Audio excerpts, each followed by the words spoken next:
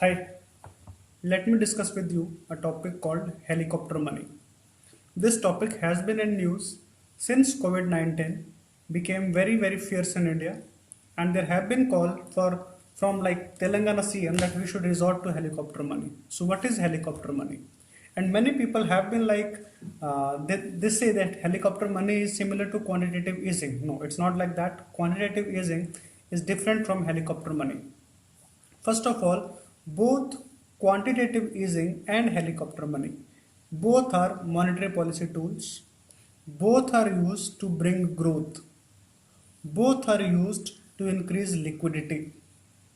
So generally when economies they're going through a lean patch, so we resort to quantitative easing or helicopter money. So these are the similarities between them. But look, the effects will be same, but how both are being carried out, that's totally different. So first let me tell you about helicopter money. Now, helicopter money was the term first coined by Milton Friedman. And he said that what is helicopter money? It means printing large sum of money and distributing it directly to the public. So in a way, RBI will be printing a lot of money and will be transferring the money into the savings account of all people in India. That's how helicopter money works. So helicopter money you can like visualize a helicopter is coming in the village or in the city, and from top it is dropping money, from top it is dropping notes and cash to the people are having that money. So now they have that money in their hands, so now they can start purchasing. When they have money in their hand, the demand will go up. When the demand goes up, the corporates will be producing more. The corporates will be producing more, they'll have to employ more people. If when they employ more people, the demand will further go up. So helicopter money can be in one way used to bring growth. How? By increasing demand in the economy. But then helicopter money has its drawback also. The drawback is, what is happening is, if the corporates do not produce, then what we are having is too much money chasing too few goods. We'll have lot of money in the economy, but not enough or adequate amount of goods in the economy, which will surely lead to inflation.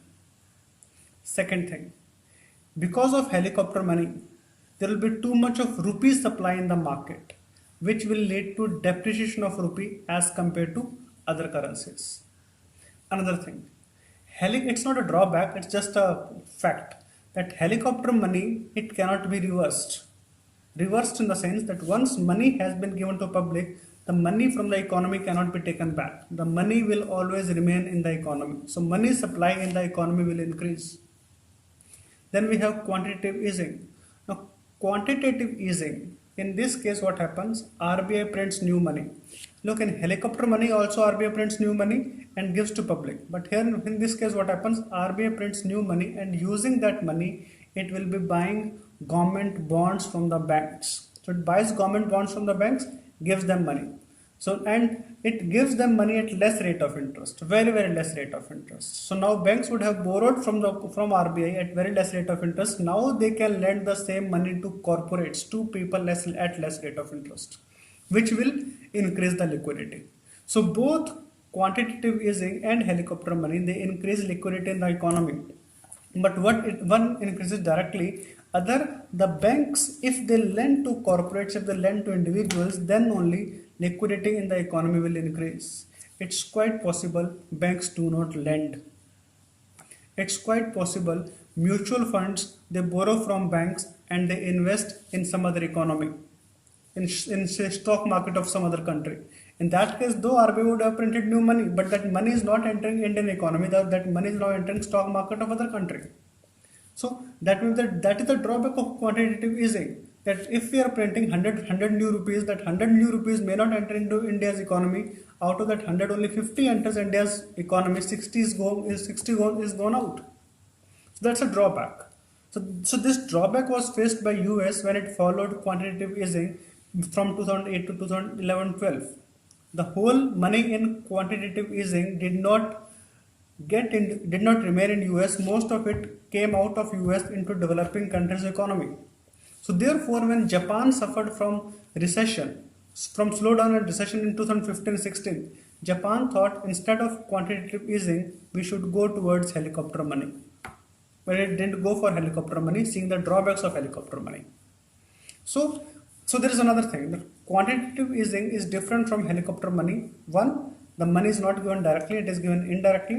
Second thing, the liquidity which enters the economy through quantitative easing, it can always be reversed. Once RBI sells bonds, it can always take the money back from the banks. So helicopter money is irreversible, quantitative easing is reversible. Both lead to increase in liquidity, one directly, one indirectly. Both are used to bring growth in the economy, but both are different. I hope you have understood.